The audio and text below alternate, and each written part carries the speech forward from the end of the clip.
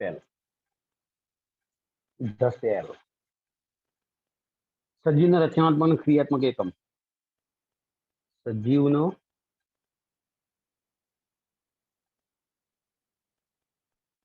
અને ક્રિયાત્મક એકમ એટલે કોષ.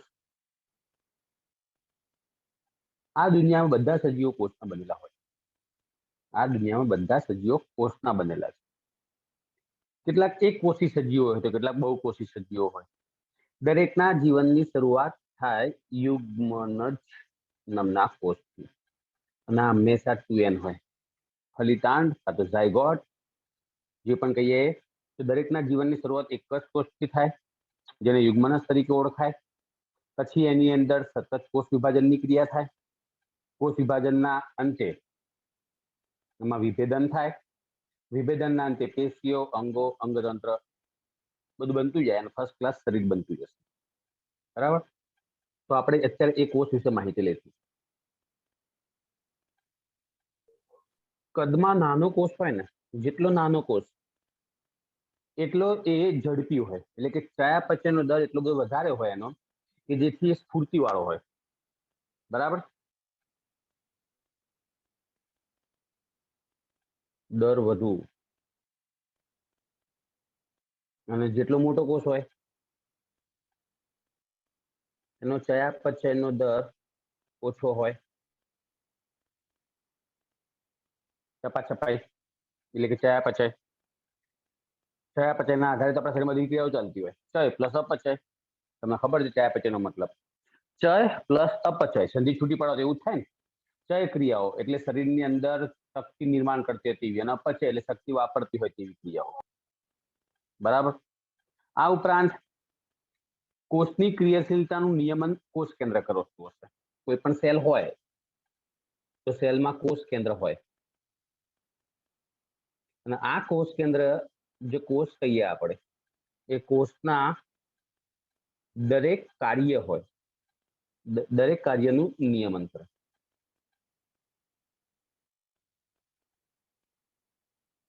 હેડક્વાર્ટર કહેવાય કોષ કેન્દ્ર. બરાબર.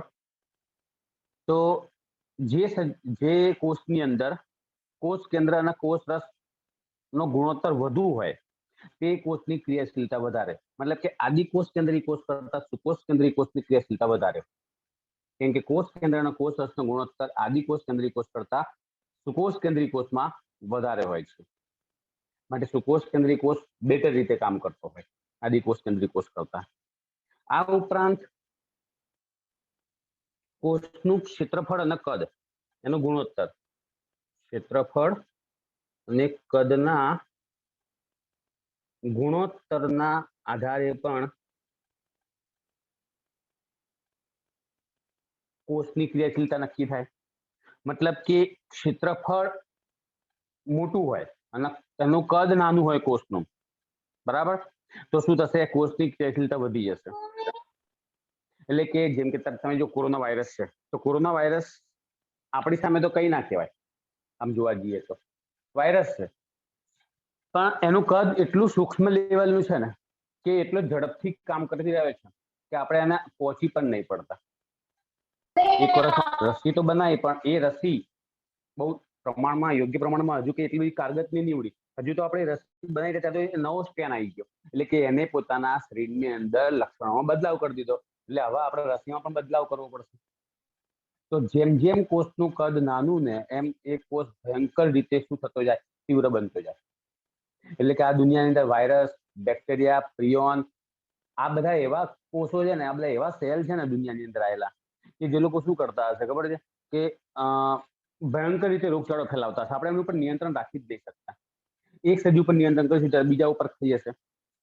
મોટો કોષ હોય જેમ કે માનવ છે, કે આપણે કોઈ દેખાતો સેલ હોય ને કે જેને આપણે જોઈ શકતા હોય, તો આપણે એની ઉપર તરત નિયંત્રણ કરી લઈશું. પણ કોષ જેમ નાનો થતો જશે ને તેમાં એની ક્રિયાશીલતા વધતી જશે. એટલા માટે અહીંયા કોષની ક્રિયાશીલતા નક્કી કરવા માટે ચયાપચયનો દર, કોષ કેન્દ્ર અને કોષ રસનો ગુણોત્તર, આ સિવાય ક્ષેત્રફળ અને કદનો ગુણોત્તર, એના આધારે કોઈ પણ સેલ હોય એની ક્રિયાશીલતા નક્કી કરવામાં આવતી હશે. ઓકે. એક કોષી સજીવો કરતા બહુકોષી સજીવોની કાર્યક્ષમતા અને ચિરંજીવિતા વધારે હોય. હા, એ ફાયદો થાય. એક કોષી અને બહુકોષી આ બે આપણી પાસે સેલ છે. તો તમને એવું કહે કે એક કોષી કરતા બહુકોષી સજીવોની કાર્યક્ષમતા અને ચિરંજીવિતા એટલે લાંબુ આયુષ્ય વધારે હોય બહુકોષી સજીવોની અંદર. અમીબા, પેરામીશિયમ જે કહીએ આપણે, યુગ્લિના કહીએ, એ લોકોનું કેટલાક મિનિટોની અંદર આયુષ્ય પતી જાય. જ્યારે બહુકોષી સજીવોના આયુષ્ય આપણે ભણી ગયા 17 ની અંદર. એમાં સૌથી ખતરનાક બહુકોષી આવૃત બીજધારી વનસ્પતિમાં પીપળો જ છે, જે 1500 વર્ષ કરતા પણ વધારે આયુષ્ય એટલે કે ચિરંજીવિતા ભોગવી શકે છે. બરાબર. સંપૂર્ણ ક્ષમતા. સંપૂર્ણ ક્ષમતા શું છે? તમારા કે મારા શરીરના જીવનની શરૂઆત એક જ સેલથી થઈ. હમણાં જ આપણે બોલ્યા જેને કહેવાય યુગ્મનજ. આપણે જ્યારે જન્મ્યા ત્યારે એક જ કોષથી જન્મેલા હતા. પછી ધીમે ધીમે આ યુગ્મનજની અંદર બે ક્રિયાઓ થઈ, કોષ વિભાજન બરાબર અને કોષ વિભેદન. આવી બે ક્રિયાઓ થઈ અને અત્યારે હાલમાં એક પુખ્ત માનવમાં 10⁻14 કોષો આવેલા હોય. એની અંદર આપણે વાત કરી પુખ્ત માનવ. ટૂંકમાં એક જ સેલમાંથી સમગ્ર દેહનું નિર્માણ કરવાની જે ક્ષમતા હોય એને પૂર્ણ ક્ષમતા કહેવાય. કોષ પાસે આવી ક્ષમતા છે. ફરીથી બોલું, જુઓ કે શરીરનો કોઈ પણ કોષ સમગ્ર દેહનું સર્જન કરવાની ક્ષમતા ધરાવે છે. તો કોષની આ લાક્ષણિકતાને સંપૂર્ણ ક્ષમતા કહે છે. ફરીથી બોલું, જુઓ, શરીરનો કોઈ પણ કોષ સમગ્ર દેહનું સર્જન કરવાની ક્ષમતા ધરાવતો હોય છે. તો કોષના જે લક્ષણ છે સંપૂર્ણ દેહની રચના કરવા માટેની લક્ષણ, એને કહેવાય સંપૂર્ણ ક્ષમતા. અને એના વિશેની સૌપ્રથમ માહિતી આપી હતી હેબ્રિન્ડે.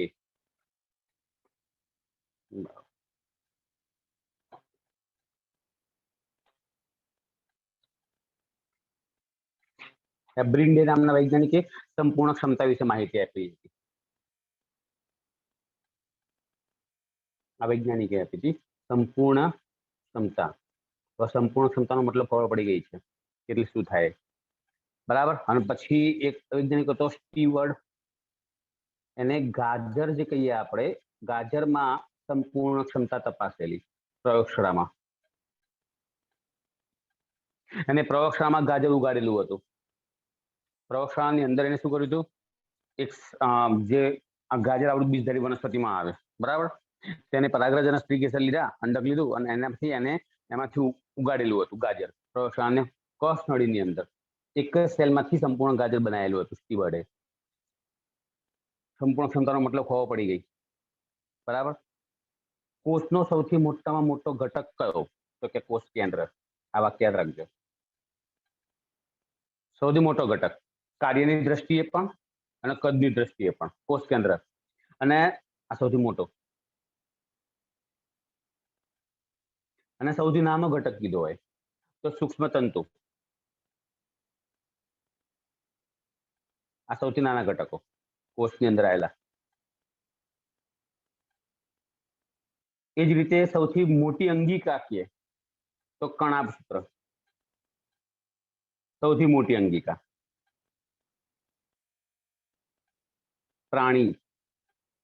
પ્રાણીઓની અંદર આપણી પાસે આ એક જ હોય બરાબર, એટલે પ્રાણી કોષની અંગિકા કહેવાય.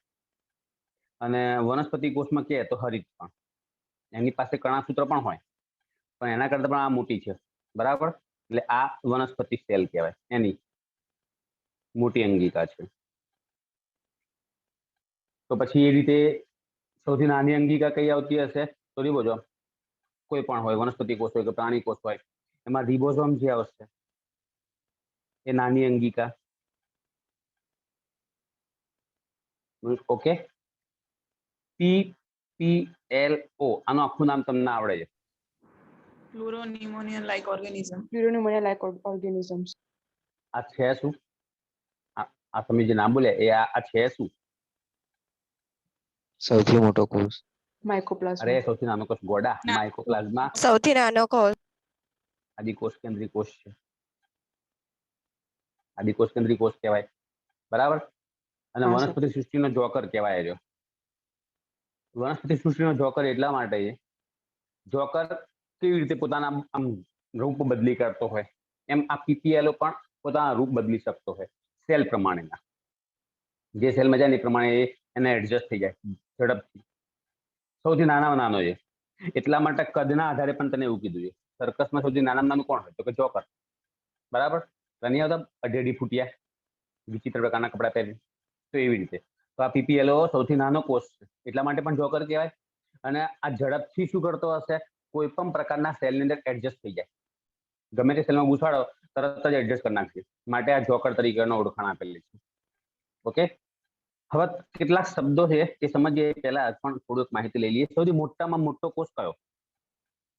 ચેતાકોષ. ઓસ્ટ્રીચનું ઈંડું. ચેતાકોષ. માનવની વાત નહીં, માનવની વાત નથી. નોર્મલી તમને એવું કીધું કે સૌથી મોટો કોષ કયો, ઓસ્ટ્રીચનું ઈંડું. તો તમારા ટેમ્પલેટમાં લખેલું છે, જુઓ, ઓસ્ટ્રીચ ઈંડું જે આવશે. ઓકે, અને સૌથી નાનો કોષ હોય તો પીપીએલ તો આપણે બોલ્યા 0.1 થી 0.3 મિલીમીટરનો. સૌથી લાંબો કોષ કે માનવની અંદર તો ચેતાકોષ આવશે, યાદ રાખજો. અને માનવની અંદર સૌથી નાનો કોષ છે તો આરબીસી, રક્તકણો. માનવની અંદર જે સૌથી લાંબો ચેતાકોષ હોય ને એમાં એક ચેતાકોષની લંબાઈ ખાલી કેવી હોય ને તો કેટલીક વખતે 1 મીટર સુધી જાય. 1 મીટર એટલે ખબર પડે 3.28 ફૂટ થાય. તો સૌથી લાંબામાં લાંબો કોષ માનવનો ચેતાકોષ છે, 1 મીટર સુધીની લંબાઈ ધરાવી શકે, બરાબર. ઓકે, હવે તમારું ચેપ્ટર જે 11માં 15મું હતું ને એ ચલાવ્યું નતું, એટલે મેં તો ચલાવ્યું હતું પણ સરકારે કીધું એટલું જ ચલાવ્યું હતું, બરાબર. પણ એની અંદર કેટલાક શબ્દો આવતા હતા, એ શબ્દો આપણે ફરીથી એકવાર લઈ લઈએ. એમાં પહેલું આવશે અવિભેદિત. એમને થાય કે વળી આ 15મું ચેપ્ટર અહીં ક્યાં ઘુસાડ્યું, કેમ કે 15મા ચેપ્ટર જે હતા ને વનસ્પતિનું ઓક્સિન ગિબરેલિન વાળું, એમાં આ બધા છે આ શું કહેવાય શબ્દ સમજાયેલા હતા. અવિભેદિત કોષ કોને કહેવાય, તો ધ્યાનથી સાંભળો, આ વારંવાર આ શબ્દો આવવાના છે. વિભાજન ક્ષમતા એટલે કે કોષની વિભાજન ક્ષમતા ધરાવતા જે સેલ હોય એના અવિભેદિત કોષો કહેવાય. ટૂંકમાં નવા કોષો સર્જવાની ક્ષમતા આમની પાસે છે, સમજ્યા. માનવના સ્ટેમ સેલ, આપણે જે યુગ્મનજ કહીએ, યુગ્મનજમાં જ્યારે કોષ વિભાજનની ક્રિયાની શરૂઆત થાય માનવની અંદર, યુગ્મનજ હોય આપણા જીવનની શરૂઆત કરે, મારા તમારા જીવનનો પહેલો કોષ હોય તેમાં કોષ વિભાજનની શરૂઆત થાય તો યુગ્મનજમાંથી પહેલા 2 કોષ બને, બરાબર. તે 2માંથી 4 બને, 4માંથી 8 બને, 8માંથી 16 બને. તો અહીં 16 કોષો સુધી જે અવસ્થા થાય એને મોરુલા અવસ્થા કહેવાય. ત્યારે તમે નામ સાંભળ્યું હોય, જો પહેલો યુગ્મનજ, બરાબર. આ યુગ્મનજમાંથી પછી 2 કોષીય અવસ્થા આવે, પછી 4 કોષીય, પછી 8 કોષીય, પછી 16 કોષીય. તો જે 16 કોષીય અવસ્થા થાય ને એને કહેવાશે મોરુલા અવસ્થા કહેવાય, બરાબર. અને આ મોરુલા અવસ્થાના જેટલા પણ સેલ છે બધા જ અવિભેદિત કોષો કહેવાય, સ્ટેમ સેલ કહેવાય બધા આપણા શરીરના કોષો. અવિભેદિત સેલનો મતલબ સમજી જાઓ કે આમની પાસે વિભાજન ક્ષમતા છે, જો 2, 4, 8, 16 સતત કોષ વિભાજન કરી શકે છે આ લોકો, એમ, બરાબર. આ લોકો વિભાજન ક્ષમતા ધરાવે છે, નવા નવા કોષો સર્જવાની ક્ષમતા એમની પાસે છે, માટે આવા કોષોના અવિભેદિત કોષો કહેવાય. અવિભેદિત કોષો મતલબ કે એ કોષોની અંદર કોઈ ચોક્કસ કાર્ય કરવા માટે રૂપાંતરણ થયું નથી. આ કોષો ફક્ત એક જ કાર્ય કરી શકે છે, કોષ વિભાજન ક્રિયા, એક જ કામ કરે, સતત કોષ વિભાજન કરે અને કોષોની સંખ્યામાં વધારો કરવાનો. તો માનવના સ્ટેમ સેલ, આપણા શરીરની અંદર આવેલા સ્ટેમ સેલ અને વનસ્પતિના વર્ધમાન કોષો. માનવના સ્ટેમ સેલ અને વનસ્પતિની અંદર વર્ધનશીલ પેશી જે કહીએ આપણે, વર્ધમાન પેશી, એ અગ્રસ્થ વર્ધનશીલ પેશી, આંતરિક વર્ધનશીલ પેશી. કદાચ તમે ચેપ્ટર 6 ના વિડીયો જોયા હોય 11મા ધોરણની અંદર, હા સર, એમાં છે. તો એની અંદર આ હા. બોલ્યા હતા આપણે, બરાબર. તો એ રહી અગ્રસ્થ વર્ધનશીલ, આંતરિક વર્ધનશીલ, પછી પાર્શ્વીય વર્ધનશીલ પેશી, એ બધી વર્ધમાન પેશી કહેવાય. વનસ્પતિમાં વર્ધમાન પેશી અને માનવના સ્ટેમ સેલ અવિભેદિત સેલ કહેવાય, કે જે સતત એક જ ક્રિયા કરે, કોષ વિભાજનની ક્રિયા. હવે બીજો નંબર આવશે વિભેદિત સેલ. વિભેદિત કોષ. માનવની અંદર જ્યાં 16 કોષીય અવસ્થા મોરુલા અવસ્થા બસ કેટલીક વાર 32 કોષીય અવસ્થા સુધી પણ હજુ જાય, બરાબર, અને પછી જ કોષ વિભાજનની ક્રિયા અટકી જાય. હું શું બોલું છું, મોરુલા અવસ્થામાં રહેલા કોષો જે હશે હવે પોતાની કોષ વિભાજનની ક્ષમતા જે હશે એ ઓછી કરી દે, ગુમાવી દે, અને એની જગ્યાએ એ લોકો શું કરે, ચોક્કસ કાર્ય કરવા માટે કોષોમાં પરિવર્તન લાવશે. કોષોમાં ચોક્કસ કાર્યને અનુલક્ષીને થતું પરિવર્તન એટલે એને કહેવાય વિભેદિત કોષો. કોઈ ચોક્કસ કોઈ વિશિષ્ટ કાર્ય કરવા માટે કોષો રૂપાંતર થયા, ફેરફાર પામે, બરાબર, માટે એના વિભેદિત કોષો કહેવાય. કોષ વિભાજનની ક્ષમતા ગુમાવી દીધી, હવે એ લોકો કોષ વિભાજન નહીં કરી શકે. જેમ કે આપણે વાત કરીએ તો રુધિરમાંના આરબીસી, માનવની અંદર રક્તકણો કહીએ તો એક રક્તકણમાંથી બીજો રક્તકણ ના બની શકે, પણ આ જે સેલ છે આરબીસી છે એ ચોક્કસ કાર્ય કરવા માટે રૂપાંતર થયા. શું કાર્ય કરવા માટે? O2 અને CO2 જે કહીએ એના વહન કરવા માટે, શ્વસન વાયુના વહન કરવા માટે આરબીસીમાં ફેરફાર થયો. આરબીસી માંથી નવો આરબીસી નહીં બને. તમને ખબર છે આરબીસી ક્યાંથી બનતા હશે? ક્યાંથી બનતા હોય? અસ્થિ મજ્જામાંથી. અસ્થિ મજ્જામાંથી. અને અસ્થિ મજ્જા ક્યાં આવેલું હોય એની આપણે વાત ગયા લેક્ચરમાં થઈ ગઈ. ક્યાં આવેલું હોય અસ્થિ મજ્જા? અસ્થિઓની અસ્થિક્રમમાં અસ્થિશિરમાં. અસ્થિશિરમાં જ્યાં છિદ્રિષ્ઠ ભાગ આવેલો હોય એ રહ્યો, બરાબર. અસ્થિશિરની અંદર હા બોન મેરો ઇંગ્લિશ કહેવાય, એટલે એ અસ્થિશિરમાં આવેલું હોય તો ત્યાં આરબીસી નું નિર્માણ થાય.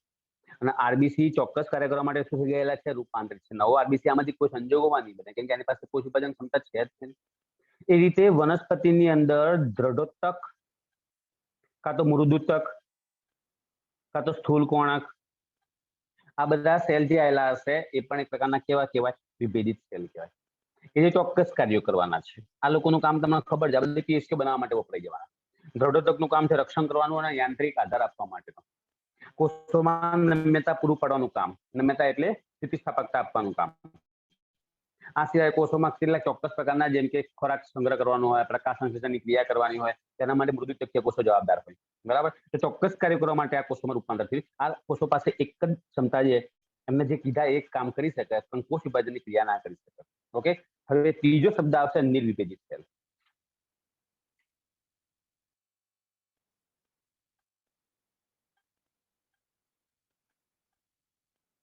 હવે આનો મતલબ શું થાય? કોઈ વખતે આપણને ઈજા થાય પગમાં કે હાથમાં, ગમે ત્યાં કોઈ જગ્યાએ આપણને ઈજા થઈ. હવે ઈજા સ્થાને શું થશે? નવી ત્વચા આવી જશે.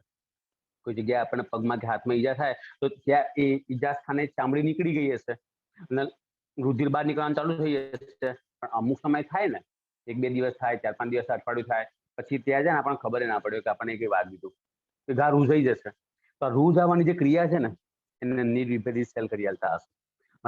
મતલબ કે જે વિભેદિત અવસ્થામાં સેલ હતા, વિભેદિત સેલ કોષ, એ હવે તમારું રૂપાંતર પામતા હશે, અવિભેદિત અવસ્થામાં પાછા આવી જાય, અવિભેદિત કોષ બની જાય. મતલબ કે આની પાસે કોષ વિભાજનની ક્ષમતા નથી, પણ હવે જરૂર પડશે તો કોષ વિભાજનની ક્ષમતા કરી શકે છે. મતલબ કે એનો બદલાવ થઈ ગયો આવા કોષોનો, નિર્વિભેદિત કોષોનો. આપણા ઘા રૂઝાવવા માટે જે આપણા સેલ આવેલા હશે એ. આ સિવાય વનસ્પતિમાં દ્વિતીય વૃદ્ધિ કરવા માટે, વનસ્પતિમાં 2 પ્રકારની વૃદ્ધિ થાય. વનસ્પતિમાં 2 પ્રકારની વૃદ્ધિ હોય, પ્રાથમિક અને દ્વિતીયક. પ્રાથમિક વૃદ્ધિનો મતલબ એની લંબાઈ વધારે, વનસ્પતિની હાઈટ વધારે, અને દ્વિતીયક વૃદ્ધિ વનસ્પતિની જાડાઈ વધારે, પહોળાઈ વધારીએ, બરાબર. તો પહોળાઈ વધારવા માટે જે થતી વૃદ્ધિ હોય એને વનસ્પતિની દ્વિતીય વૃદ્ધિ કહેવાય, અને એના માટે નિર્વિભેદિત કોષો વપરાય, બરાબર. તો આપણી ચામડીમાં આવેલા જે કોષો આવેલા હશે, ચામડીના કોષો, એ કોષોની અંદર ક્ષમતા છે નિર્વિભેદિત કોષો, એટલે કે વિભેદિત અવસ્થામાંથી પાછું નિર્વિભેદિત અવસ્થામાં આવવા માટેની. ઓકે, તો આવા 3 પ્રકારના સેલ હોય: વિભેદિત, અવિભેદિત અને નિર્વિભેદિત. અવિભેદિત એટલે સતત કોષ વિભાજન કરી શકે તેવા, વિભેદિત એટલે પેશી બનાવતા હોય તેવા કોષો, અને નિર્વિભેદિત કોષ એટલે એ જ પેશીમાંથી પાછા શું કરતા નવા કોષો બનાવવાની ક્ષમતા ધરાવતા હોય તેવા, બરાબર. તો આ તો એક પ્રકારને 3 સેલ વિશેની માહિતી. તમારી પાસે હજુ 11મા ધોરણની ચોપડી પડી હશે તો એકવાર છે ને એની અંદર બહુ મોટો ફકરો આપે ચેપ્ટર 15માં, એકવાર વાંચી જજો, અને કોઈ જગ્યાએ ના ખબર પડે પૂછી લેજો મને, બરાબર. સર લેક્ચરમાં છે. હે લેક્ચરમાં છે ચેપ્ટર 15 ના. હા, હા કદાચ એમાં પણ મેં સમજાવ્યું છે રાઈટ ચેપ્ટર 15 ની અંદર સમજાવ્યું મને યાદ નહીં હા સર. જો રોબર્ટ હુક કોષની શોધ કોણે કરી હતી રોબર્ટ હુકે. Robert Hooke. બરાબર રોબર્ટ હુક કોષનો શોધક એ કઈ વનસ્પતિની શોધ કરી હતી ખબર છે ડુંગળીના એ ઝેરઝાર ડુંગળી વાળી લસણિયા ઓકના. ડુંગળી ના આવે કોના ઓકના ઓક હતું ઓક ડુંગળી ઉઠાયેલા આવે છે ડિસ્ટ્રીબ્યુટરશીપ લીધી છે ડુંગળી ઓક લખાય લખાય આ રીતે ગુજરાતીમાં અને ઇંગ્લિશમાં આ રીતે લખાય ક્રોક દેખાય ક્રોક બરાબર પણ આપણે લખીએ ગુજરાતીમાં ઓક આ વનસ્પતિ જે છે ને એના સેલ સૌ પ્રથમ રોબર્ટ હુકે જોયેલા હતા ખરેખર આ ઓકનું નામ વૈજ્ઞાનિક નામ જો કેવું હોય ને તો કેર્કસ સુબર યાદ રાખજો કેર્કસ સુબર આ નામની વનસ્પતિ હતી બરાબર એના ઓક તરીકે ઓળખાય છે એકદમ સાદી ભાષામાં અને એ ઓકના જે સેલ ખાના જેવી રચના જોઈ પડી ખાના જેવી રચના આવી એને સેલ નામ પાડી દીધું જેલની આપણે જેલ પેલા કેદી હોય કેદી ક્રિમિનલ એ લોકોને પૂરવા માટે હોય ને તો એ જેલમાં કેવું બધી ઓરડીઓ બનાવેલી હોય તેના સેલ કહેવાય એ સેલ કહેવાશે બધી ઓરડી બનાવી હોય ને બધા કેદીને રાખવા માટે એના સેલ તરીકે ઓળખાય તો આ જ્યારે રોબર્ટ હુકે જ્યારે તપાસી વનસ્પતિની છાલ તો એને આ રીતે કોષો બનાવ્યા આમ આ રીતે ખાના જોવા મળ્યા એટલે એને જેલ જેવી યાદ આવ્યું કે આ જેલની કોટડીની જેમ ગોઠવાયેલા છે માટે એને શું કીધું સેલ એ જેલના નામ ઉપરથી એને આને સેલ નામ પાડેલું હતું અને પછી આપણે સેલ એટલે કોષ તરીકે ઓળખાણ આપી દીધી બરાબર રોબર્ટ હુકે અને આ રીતે શોધેલું આ રીતે નામ આપેલું હતું છેક 1665 ની વાત ચાલે છે 1665 પ્રાકૃતિક માઇક્રોસ્કોપમાં શોધ કરી લીધી એ વખતે કમ્પાઉન્ડ માઇક્રોસ્કોપની શોધ થઈ જ નથી બરાબર એ વખતે એવું કોઈ કમ્પાઉન્ડ માઇક્રોસ્કોપ મળ્યું જ નતું આપણને કે પછી ઇલેક્ટ્રોન માઇક્રોસ્કોપ તો વાત જ નથી થતી પ્રાકૃતિક માઇક્રોસ્કોપ હતું બનાયેલું માઇક્રોસ્કોપ હતું અને એમાં એને સૌપ્રથમ આવી રીતે અભ્યાસ કરેલો હતો એના પછી એનો ભાઈ આવ્યો રોબર્ટ બ્રાઉન આની શાની શોધ કરેલી હતી બ્રાઉને કોષ કેન્દ્ર. કોષ કેન્દ્ર. યસ કોષ કેન્દ્રની શોધ કરેલી હતી સાલ યાદ છે બરાબર ઓકે સર ખ્યાલ યાદ રાખવાની ના લ્યા આ તો ખાલી આઈ છે તો મેં આપી છે ઓકે કોષવાદ આવડે છે મહત્વનો પ્રશ્ન હતો કોષવાદ હા. કોને આપે તો સ્લેડન અને સ્વોન. સ્લેડન અને સ્વોન. હવે આ જે કોષવાદ આપે તો એના મુદ્દા બોલો તો પહેલો મુદ્દો કયો હતો કોષવાદનો પ્રથમ મુદ્દો બધા જ જીવન સજીવો કોષ અને કોષની નિપજના બનેલા. હા બધા જ જીવન સજીવો એટલે સજીવ તો રહી ગયું લખવાનું કોષ અને કોષની નિપજના બનેલા છે અને બીજો મુદ્દો કયો હતો પૂર્વ અસ્તિત્વ બધા જ કોષોનું સર્જન પૂર્વ અસ્તિત્વ ધરાવતા કોષોમાંથી.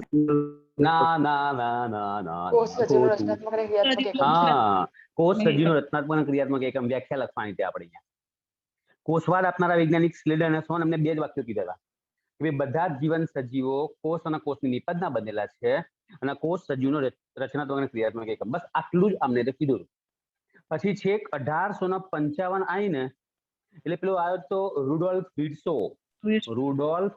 વિર્સો યાદ છે ને હા.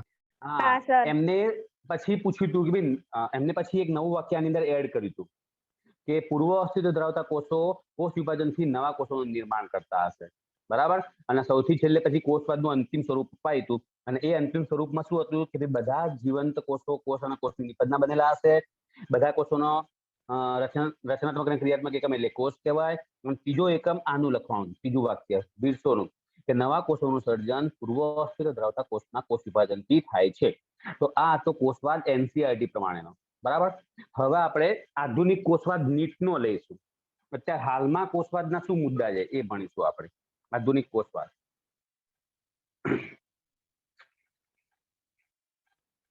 જો આધુનિક કોષવાદના કેટલાક મુદ્દામાં પહેલા જ નંબરે કોષ જોડે લખેલું છે એટલે બહુ વાંધો નહીં કે કોષની પટલમાં અંગિકાઓ જીવરસની બહાર સ્વતંત્ર રીતે જીવંત રહી શકતી નથી મતલબ કે અંગિકા કોષની બહાર કાઢો તો મરી જાય એટલે કે કર્ણસૂત્ર, હરિતકણ, રિબોઝોમ્સ વગેરે કોષ રસની બહાર કાઢવામાં આવશે તો તાત્કાલિક મરી જશે. આધુનિક કોષવાદનો પહેલો મુદ્દો આવી રહ્યો હતો કે કોષની પટલમાં અંગિકાઓને જીવરસની બહાર કાઢવામાં આવશે તો તાત્કાલિક એ જીવંત રહી શકે નહીં, મૃત્યુ પામશે. નંબર 2, કોષ સ્થાયી સ્થિતિ દર્શાવે છે. કોષ સ્થાયી સ્થિતિનો મતલબ શું થાય? સ્થાયી સ્થિતિ એટલે કોષ સતત એક ના એક કાર્ય કરવા માટે સતત એમને એમ જ વર્ષો સુધી કાર્ય કરતો હશે. જેમ કે આપણે વાત કરીએ તો બાળક જન્મે નાનું હોય ત્યાંથી શરૂઆત થાય જન્મવાની અને મોટું થતું જાય 60, 70, 80 વર્ષ સુધી જીવ્યા કરશે તો એ સ્થાયી સ્થિતિ કહેવાય. કોષની અંદર કોઈ બદલાવ ના હોતા, એમના કાર્યને અનુસરીને બદલાવ હોતા એની સિવાયની વાત છે. બરાબર, તો આ સ્થાયી સ્થિતિ વર્ષોના વર્ષો મનુષ્ય આવો જ છે. હા, પછી એની અંદર ફેરફાર થતો હોય, પ્રકૃતિ બદલાય, પર્યાવરણ બદલાય, ફેરફાર થાય, તેની સ્થાયી સ્થિતિ બદલાય કહેવાય. બરાબર. પછી કોષનું બંધારણ અને કાર્યનું નિયમન ડીએનએ થાય.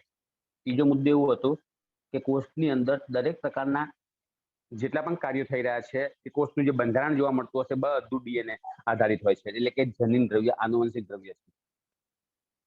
તમારા શરીરનું બંધારણ, તમારા શરીરના કાર્યો તમારા પિતૃ પેઢી જે કહીએ એને જ મળતા આવતા હશે, કેમ કે તમારો એમનો ડીએનએ સરખો જાય એટલા માટે. આ ઉપરાંત જનીનિક માહિતીનો સંગ્રહ પણ ડીએનએ માં જ થાય અને એ જનીનિક માહિતી કોષની અંદર વ્યક્ત થાય. હવે આ શું ઉઠાઈ લાયા પાછા આ લોકો? ચોથા નંબરે જનીનિક માહિતી નો સમાવેશ ડીએનએ માં થાય. ડીએનએ સંગ્રહ કરશે જનીનિક માહિતીનો અને આ માહિતી કોષની અંદર અભિવ્યક્ત થાય. અભિવ્યક્ત એટલે કે કઈ રીતે થાય હું તમને કહું છું. આપણે માલ્ટોઝ, આ શર્કરા છે, મોનોસેકેરાઇડ, આ ડાયસેકેરાઇડ. આ માલ્ટોઝ જે હશે એનું રૂપાંતર કરવું હોય ગ્લુકોઝ વત્તા ગ્લુકોઝમાં, તો માલ્ટોઝનું ગ્લુકોઝ અને માલ્ટોઝનું ગ્લુકોઝ વત્તા ગ્લુકોઝમાં રૂપાંતર કરવા માટે માલ્ટેઝ જોઈએ. માલ્ટેઝ, બરાબર ને?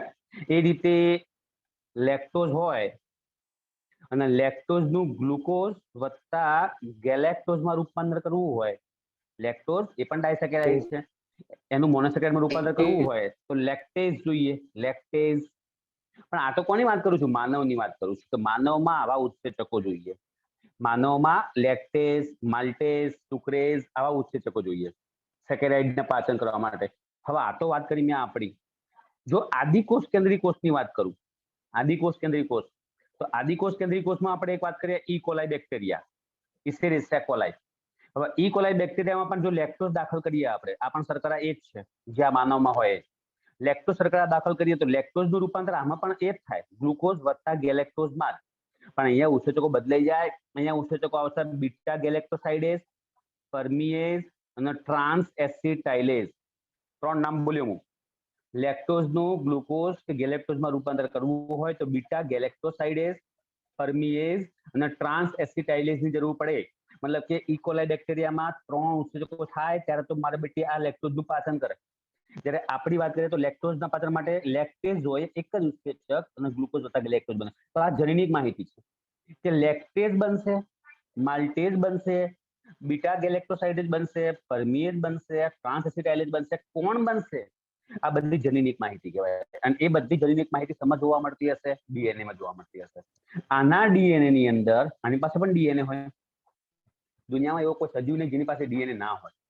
દરેક કોષો પાસે ડીએનએ. તો આના ડીએનએ ની અંદર આ જનીનિક માહિતી છે ઉત્સેચકો બનવા માટેની. જ્યારે આપણા ડીએનએ ની અંદર લેક્ટેઝ બનવા માટેની જનીનિક માહિતી છે. અને આ બધું આપણા સેલમાં જ અભિવ્યક્ત થાય. હું આ ડીએનએ ઉઠાઈને ઈ કોલાઈ બેક્ટેરિયામાં નાખી દઉં, આ ડીએનએ ઉઠાઈને આ બેક્ટેરિયામાં નાખી દઉં કે આનું જે ડીએનએ લઈને આમાં નાખી દઈએ તો એ કદાચ અભિવ્યક્ત ના થાય, કારણ કે સેલ બદલાઈ ગયો એટલે ડીએનએ પોતાનું અભિવ્યક્ત નહીં કરે. ઓકે, તો ઠેકાણા પડ્યા અને નામ આવડ્યા? हाँ सर। હા સર. બોલો તો પહેલું નામ શું હતું? Beta galacto sir beta beta galactosidase. Galactoside. Beta galactosidase. Side બીજું નામ શું હતું? परमिएज પરમિએઝ. પરમિએઝ. ત્રીજું નામ શું હતું? ट्रांस एसिटाइलेज હા, ટ્રાન્સ એસિટાઇલેઝ આવા 3 ઉત્સેચકો ઇકોલાઈ બેક્ટેરિયામાં હોય અને અમારા બેટા ભેગા થઈ શું કરતા હશે? લેક્ટોઝનું પાચન કરે. કઈ રીતે પાચન કરે આની માહિતી આપણે 12માં લઈશું. અત્યારે રવા દો નામ. બરાબર. તો આધુનિક કોષવાદના આવા 4 મુદ્દા આયા. આધુનિક કોષવાદ કોને આપે? તો એવું કોઈ પૂછે તો બધા જ દુનિયાના જેટલા પણ બાયોલોજીકલ વૈજ્ઞાનિકો હશે ને એમને ભેગા થઈને આપેલો હતો. કોઈ ચોક્કસ વૈજ્ઞાનિક નતો. જે લોકોએ અભ્યાસ કર્યો અત્યાર સુધી કોષવાદનો એના આધારે પછી શું કર્યું એમાં આ મુદ્દા એડ કરી દીધા આધુનિક કોષવાદના. બરાબર. સ્લીડન અને સ્વાને જે કોષવાદ આપ્યો હતો એ કેટલીક બાબતો સમજાઈ નતા શકતા જે આધુનિક કોષવાદ સમજાઈ શકાય. સ્લીડન અને સ્વાને શું કીધું હતું કે ભાઈ દરેક સજીવ કોષ અને કોષની નિપજોનો બનેલો છે, રાઈટ? પરંતુ સ્લીડન અને સ્વાન ખોટા ક્યાં પડતા હતા? વાયરસમાં. વાયરસ, વિરોઇડ, પ્રિયોન આમાં ખોટા પડે કેમ કે આ બધા અકોષીય રચનાઓ છે. અકોષીય એટલે સમજી ગયા હશો, કોષ વગરની છે, કોષ વગરની રચના છે તો હે ને. તો પેલા મારા બેટા બે ભેગા થઈને શું ગપ્પા મારતા હતા કે ભાઈ દરેક પ્રકારના સજીવો કોષ અને કોષની નિપજના, અહીં તો કોષ જ નહીં શું નિપજના બનેલા, અહીં ખોટા પડ્યા ને લોકો. બરાબર. વાયરસ ને તો ખબર જ છે ને તમને. તો વાયરસનું જનીન દ્રવ્ય કોણ હોય? વાયરસનું જનીન દ્રવ્ય મેં લખીને બતાવ્યું તમને. જો ડીએનએ વત્તા પ્રોટીન. બરાબર. ડીએનએ વત્તા પ્રોટીન વાયરસની અંદર આવશે. વિરોઇડનું જનીન દ્રવ્ય, વિરોઇડ શેનો બનેલો હોય? RNA. આરએનએ. તમે ખાલી આરએનએ લખશો તો ખોટું, માત્ર આરએનએ. એની પાસે આરએનએ છે બીજું કશું છે જ નહીં વિરોઇડમાં. તો ટૂંકમાં વિરોઇડના ટૂંકો આરએનએ નો તંતુ પણ કહેવાય. વિરોઇડના ટૂંકો આરએનએ નો તંતુ પણ કહી શકાય. અને પ્રિયોન માત્ર પ્રોટીનનો બનેલો છે. વચ્ચે માત્ર શબ્દ હોવો જોઈએ. ને તમે લખી શું કરવા અંદર? ખાલી આરએનએ લખશો, ખાલી પ્રોટીન લખશો તો ખોટું પડશે. બરાબર. ઓકે. કેમ કે આ 3માંથી નથી કોઈ સેલ, નથી એમની પાસે કોઈ અંગિકાઓ, એમની પાસે નથી કોઈ પ્રકારનું કોષ રસ, કોષ કેન્દ્ર, સલાવન કશું નહીં આપી ભગવાને.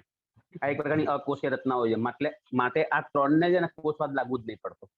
હા, પણ આ 3ને આપણે આધુનિક કોષવાદ લાગુ પડે જ પાછો. આધુનિક કોષવાદના મુદ્દાઓ આની અંદર લાગુ પડતા હોય છે. બરાબર. જેમ કે આ બધાની પાસે આની પાસે ડી અને જનીન દ્રવ્ય છે, આની પાસે આર અને જનીન દ્રવ્ય છે. પ્રિયોનમાં પણ ડી અને જનીન દ્રવ્ય આવેલું હશે. ઓકે, ચલો આગળ વધીએ આપણે.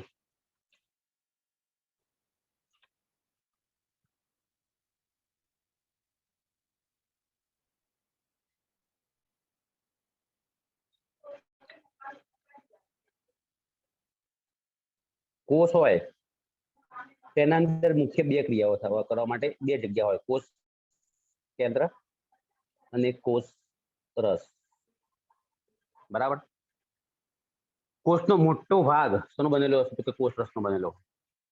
કેમ કે આ કોષ રસમાં અંગિકાઓ તો હોય જ, પણ એ સિવાય એની અંદર એક ચોક્કસ પ્રકારનું આધાર દ્રવ્ય આવેલું છે જે સમરસ એટલે બધી જગ્યાએ સરખું હોય. આધાર દ્રવ્ય આવેલું છે. વૈજ્ઞાનિક પરકિંજે નામનો વૈજ્ઞાનિક હતો. પરકિંજે, યાદ રાખજો. એને કોષ રસની શોધ કરેલી હતી. કોષ રસની શોધ એને કરી હતી અને એને આ કોષ રસના જીવ રસ એવું નામ આપેલું હતું, પરકિંજે. બરાબર. તો હવે આપણે પહેલા આ કોષ રસની માહિતી લઈશું, પછી કોષ કેન્દ્ર વિશે માહિતી ઉઠાઈશું. કેમ કે કોષ મુખ્યત્વે આ 2 રચનાઓનો બનેલો છે. આ સિવાય આની અંદર અંગિકાઓ હોય અને આમાં ડીએનએ હોય. યાદ રાખજો, આમાં ડીએનએ હોય. બરાબર. કોષ કેન્દ્રીય કોષની અંદર વાત છે. આદિકોષ કેન્દ્રીય કોષમાં કોષ કેન્દ્ર જેવું કઈ હોય જ નહીં. પહેલા આપણે વાત કરીએ કોષ રસનું બંધારણ. કોષ રસનું બંધારણ એટલે કે કોષ રસ શેનો બનેલો છે? જેલી જેવું પ્રવાહી છે ભઈલા. જેલી જેવું પ્રવાહી એટલે કોષ રસ. બરાબર. આની અંદર 65 થી 80% જેટલું પાણી, મેક્સિમમ પાણી હોય. આ ઉપરાંત એની અંદર મુખ્યત્વે 4 પ્રકારના તત્વો હોય. CHON. ઓકે. કોષ રસનો લગભગ 95% ભાગ બનાવવામાં વપરાઈ જશે. હવે 95% ભાગમાં CHON આયા. આની અંદર બંધારણમાં CHON, carbon, hydrogen, oxygen, nitrogen 95% લઈ લેશે આ લોકો.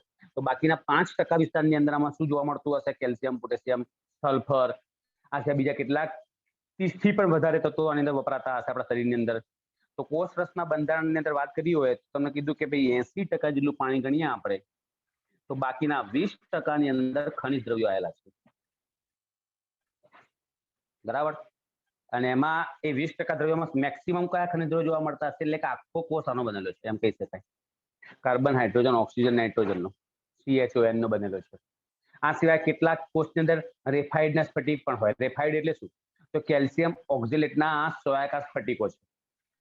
ઇડિયોબ્લાસ્ટ નામનો કોષ વપરાય ઓળખાય છે.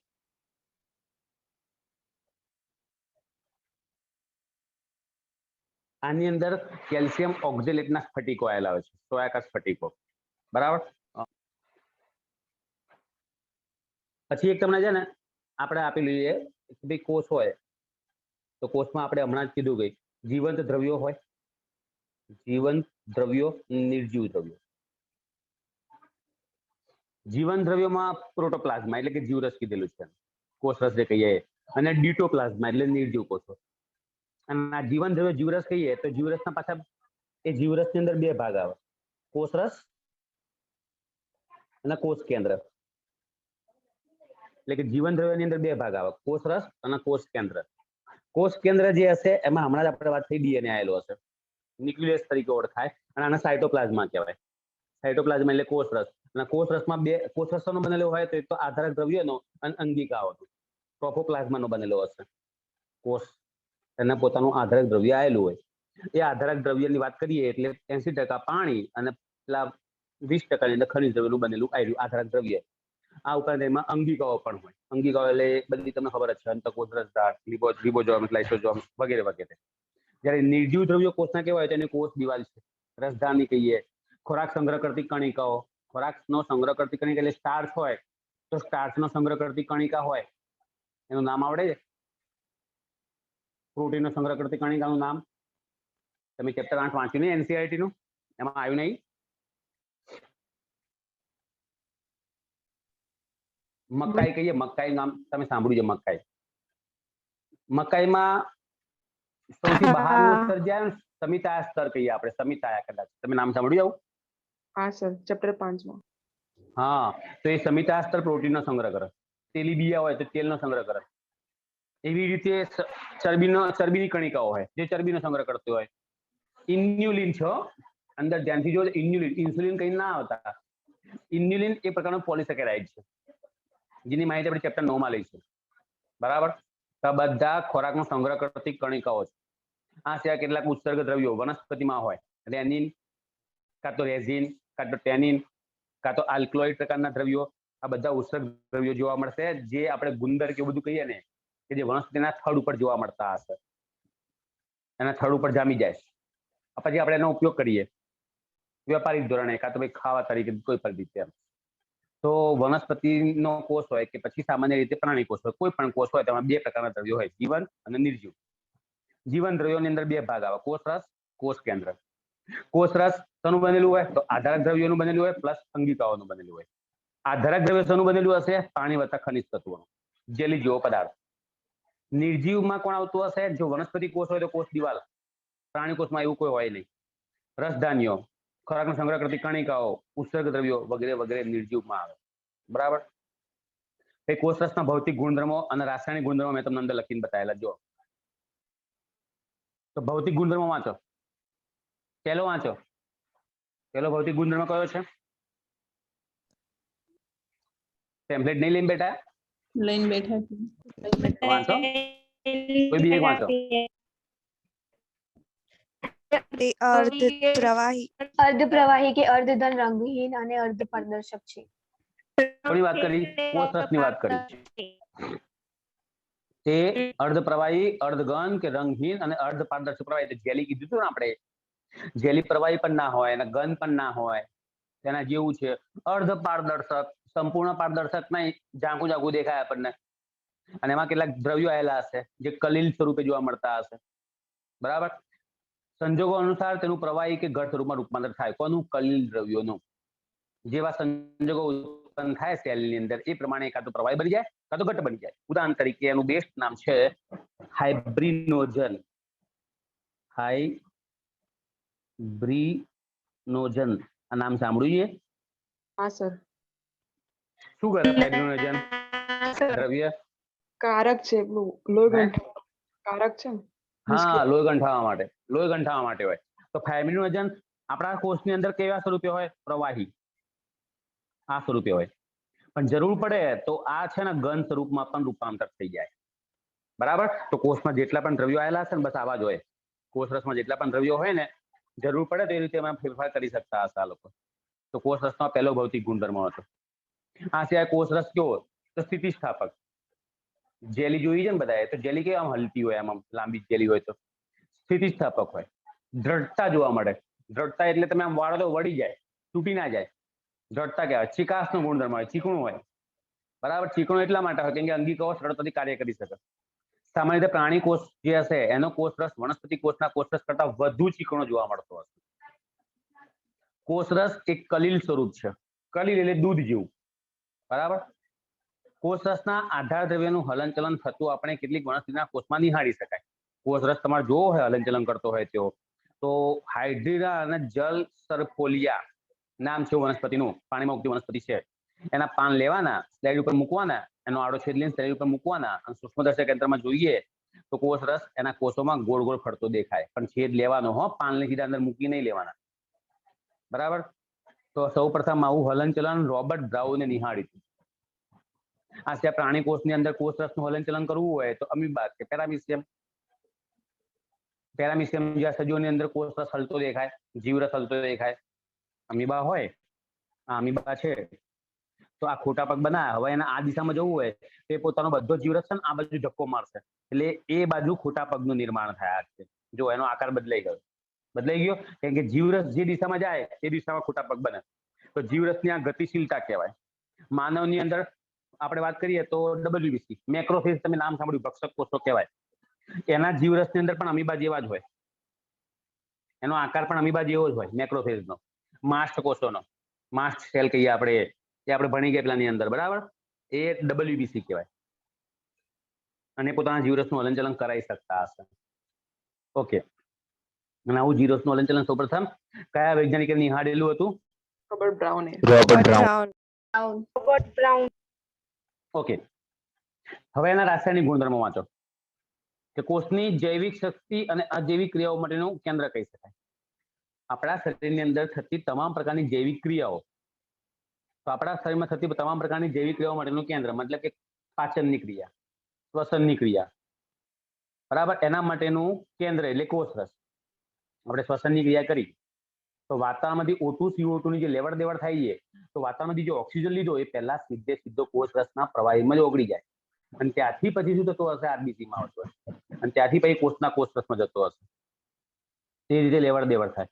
કોષ રસનું આધાર દ્રવ્ય પર ગરમી, પ્રકાશ કે રાસાયણિક પદાર્થો જેવા પરિબળોની અસર થાય. ગરમી આપતા કોષ રસનું હલનચલન વધી જાય.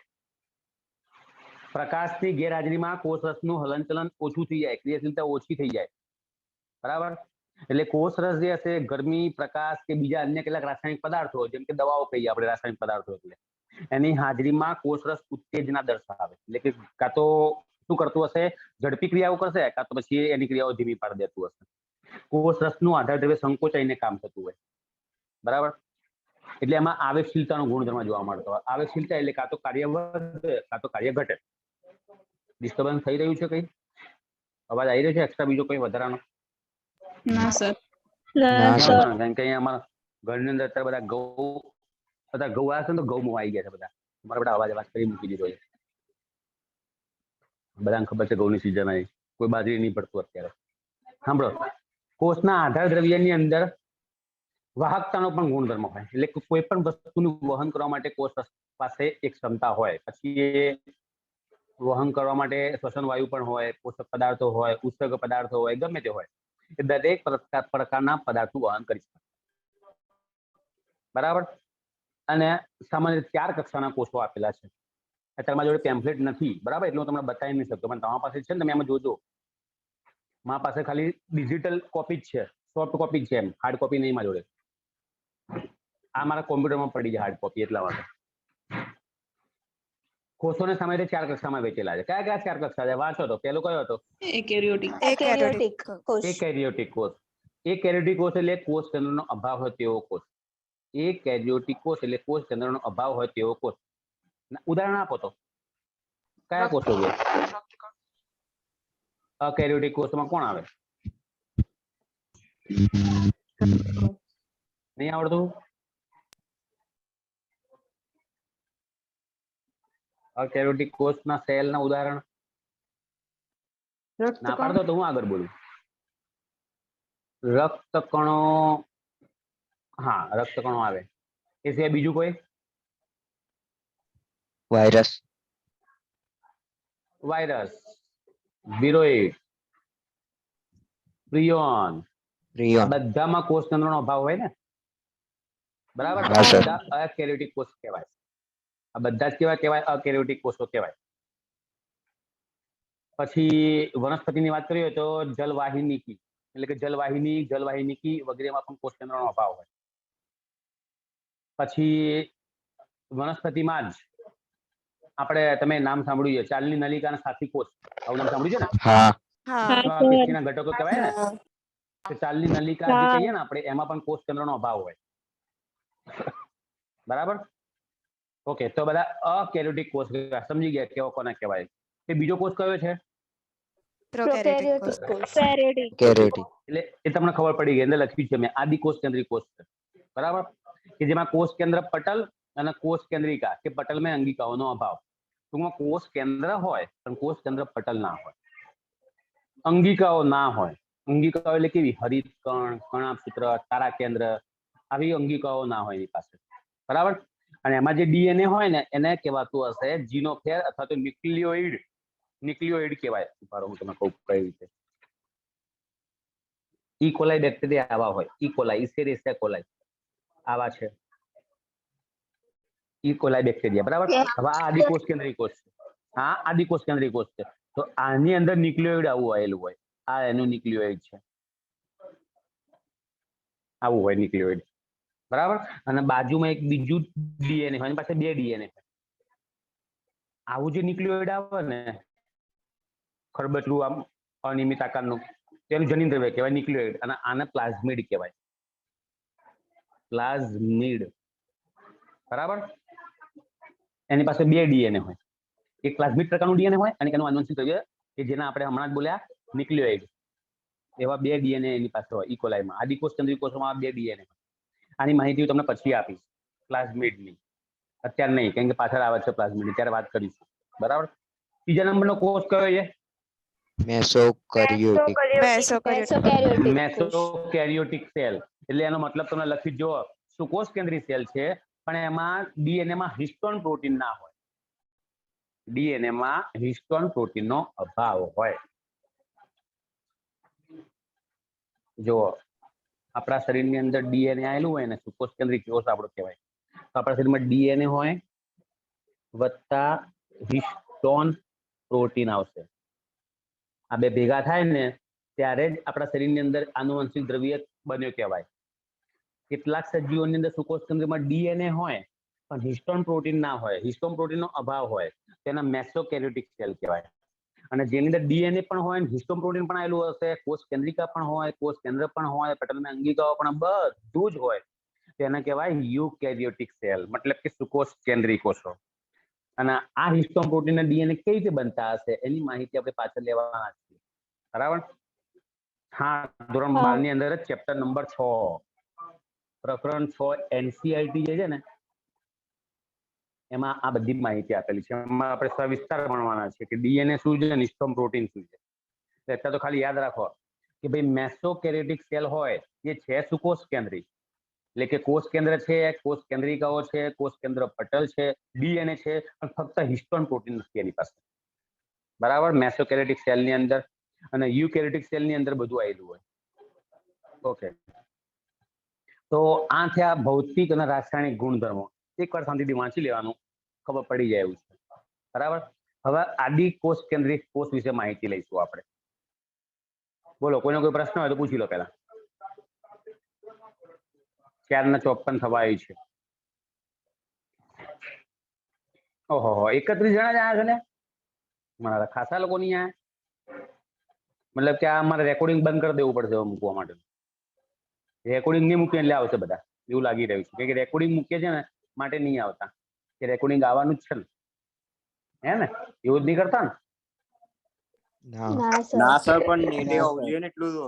આવવા માટે અચ્છા હા બરાબર એ વાત પણ તમારી વ્યાજબી સવારથી બેઠા છો નેટ પણ ખતમ થઈ ગયો છે તો ટૂંકમાં મેં 1 વાગે લેક્ચર લીધો તો બધા હાજર થઈ ગયા હોત એમ ને હા હા હા તો પછી તમારે કેમેસ્ટ્રીમાં લોસ થાત ને કેમ કે હા. મેં વાપરી કાઢ્યું હોત તમારું તો પછી તમે કેમેસ્ટ્રી તકલીફ ના પડી જાય અને કેમેસ્ટ્રી તો મેઇન સબ્જેક્ટ કહેવાય તમારો તમે એને વાંચીને તો કદી યાદ ના કરી શકો એક ટાઈમે બાયોલોજીમાં તમે ભૂલથી વાંચીને માર્ક્સ લઈ લેશો બાકી કેમેસ્ટ્રી તો બાવા થઈ જવાય ઓકે કોઈ પ્રશ્ન કરો તો આપણે અહીં સુધી રવા દઈએ ના